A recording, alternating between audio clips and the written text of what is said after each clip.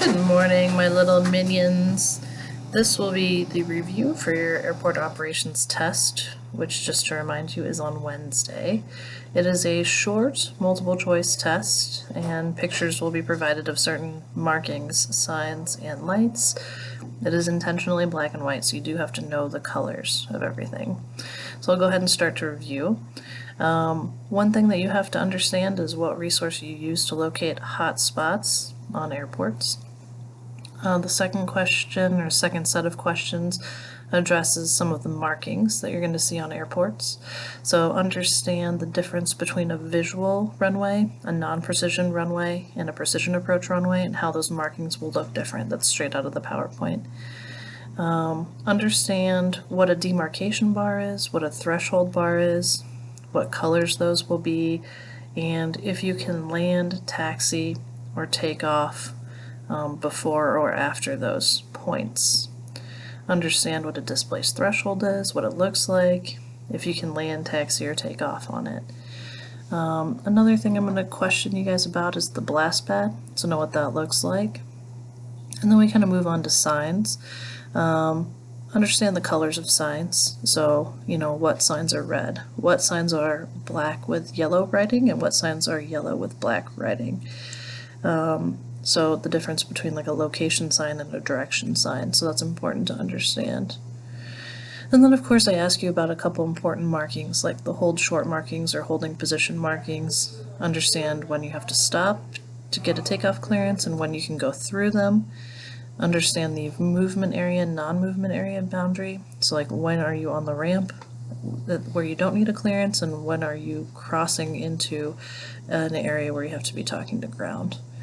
Another couple markings to understand are ILS critical area and the enhanced centerline marking.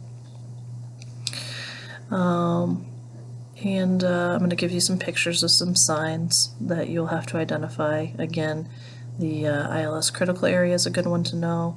Understand what the sign looks like when you're crossing an approach end of a runway.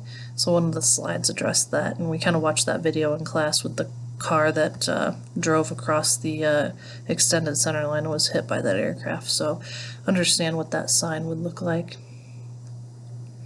And then we will move on to the size of the touchdown zone.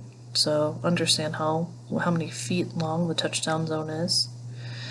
Understand what marking would indicate that a runway is closed. Understand when you get to an ILS critical area, sign or marking, like when you can cross that, when do you need a clear, when is there a clearance, when do you have to stop.